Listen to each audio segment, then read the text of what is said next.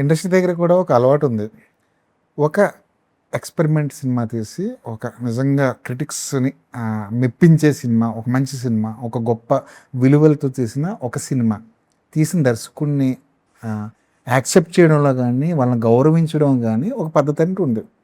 సడన్‌గా వచ్చి ఒక కమర్షియల్ సినిమా తీసి, ఒక 50 కోట్లు, 100 కోట్ల సినిమా లెక్కల్లో చూపించి, పోస్టర్ మీద వేసి, ఒక కమర్షియల్ బిల్డప్లు ఇచ్చి, ఒక సినిమా తీసిన డైరెక్టర్కి ఇచ్చే వాల్యూ ఒక రకంగా ఉంది.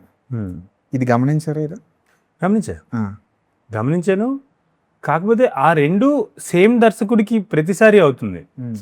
మేబీ కొంతమంది దర్శకులకి మాత్రమే మొదటి నుంచి కమర్షియల్గా కమర్షియల్ రికగ్నిషన్ ఉంటుంది. కానీ ఫర్ ఎగ్జాంపుల్ సుకుమార్ గారిని తీసుకున్నా, త్రివిక్రమ్ గారిని తీసుకున్నా, వాళ్ళందరూ మొదట ఎక్స్పెరిమెంట్సే కదా చేసింది. ఆర్య లేదంటే Jagadam are 100% love, Arya 2, their prime life ఆ యంగ్ ఏజ్లో they have done all the experiments. Even Trivikram Srinivas గారు అతడు కావచ్చు, కమర్షియల్ స్పేస్లో ఉన్నా కూడా it's actually tone down commercial hero అతను. అతడులో సైలెంట్ కమర్షియల్ హీరో అంటే భారీ డైలాగులు చెప్పాలి కదా. సడన్లీ సమ్ కమర్షియల్ ఫిల్మ్ లానే ఉంది కానీ హీరో సైలెంట్ గా ఉంటారు అనేది అదే అప్పుడప్పుడే మొదలవుతుంది. అతి తక్కువ డైలాగులు మాట్లాడిన కమర్షియల్ హీరో అదే ఆయననేమో. ఎగ్జాక్ట్లీ. అండ్ ఐ లవ్ ఒకడు is like out and out case study of commercial cinema.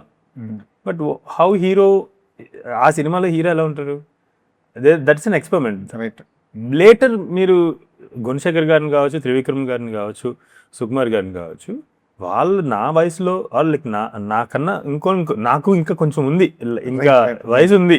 వాళ్ళు చేసిన వాళ్ళు ఐ థింక్ 40s mid-40s దాకా they are also experimenting a lot. అదే మీరు అన్నట్టు సుకుమార్ గారి స్టార్టింగ్ లో ఆర్య అలాంటి లవ్ స్టోరీ చూడడం మనకి పూర్తిగా కొత్త. జగడం పూర్తిగా అసలు న్యూ కాన్సెప్ట్ కదా. అంటే యంగ్స్టర్స్ ఎలా ఇన్ఫ్లుయెన్స్ అవుతారు వయలెన్స్కి అనేది. అవును, అసలు ఆ రోజుల్లో ఆ కథ చెప్పారని నేను ఇప్పటికీ నమ్మలేకపోతున్నా. నాకు నమ్మసకంగా ఉండదు. ఎందుకంటే ఇప్పుడు కూడా అదే జరుగుతుంది. యంగ్స్టర్స్ వయలెన్స్ కి ఈజీగా ఇప్పుడు లోన్ అయిపోతుంది. Basically getting attracted so lot. కానీ ఆయన 15 సంవత్సరాలు 20 సంవత్సరాలు అయి ఉంటుంది ఆ సినిమా వచ్చి. 20 సంవత్సరాల క్రితం సుకుమార్ గారు లాంటి వాళ్ళు ఆ సినిమా తీశారంటే నేను ఇప్పటికీ నమ్మలేకపోతున్నా. సో ఆల్ దేర్ లైఫ్ నా బాధ కూడా అదే. మీరు అంటే వాళ్ళని ఏమనట్లేదు, జనరల్గా ఇండస్ట్రీ పర్స్పెక్టివ్ ఏమంటున్నా అంటే, మా సీనియర్స్ అందరికీ ఆ ప్రివిలేజ్ ఇచ్చారు. అంటిల్ సర్టెన్ ఏజ్ మీరు మీ ఎక్స్పెరిమెంట్స్ ఏంటరా, మీరు పెద్దోళ్ళు అయిన తర్వాత మీరు కమర్షియల్ సినిమా తీసి మా ఇండస్ట్రీకి మేము మీకు ఇచ్చింది మాకు తిరిగి ఇచ్చేయండి అనేది. అంటే బేసిక్లీ టైం ఇచ్చారు కదా.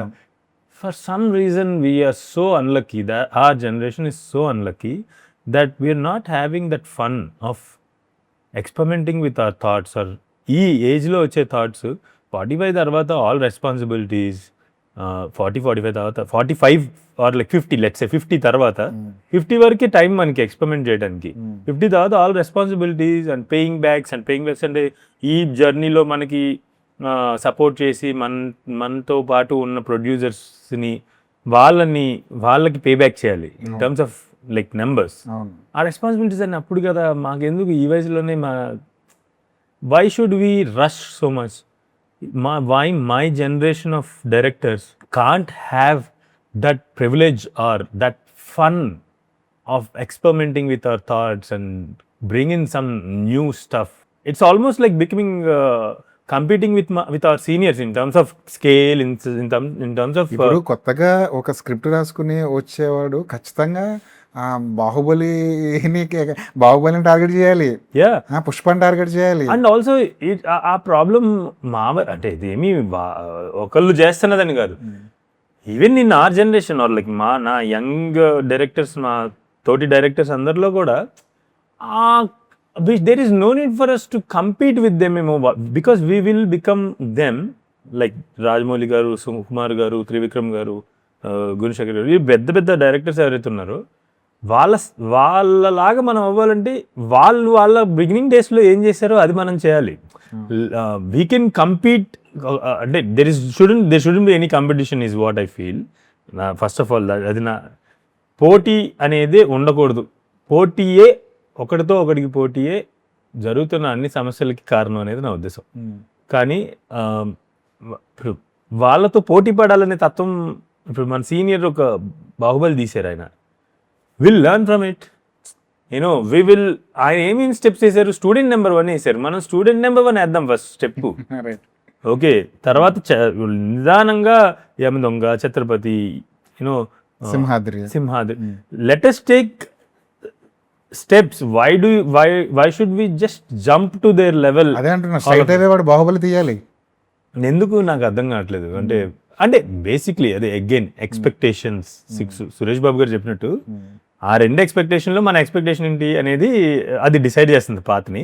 అండ్ ఫలానా వాళ్ళు ఇలానే ఉండాలని కూడా నేను అనట్లా, ఇది ఎవరి individual. But what I'm saying is, నా అనుభవంలో నేను ఆ privilege of experimenting with our young thoughts and a privilege, a fun of making this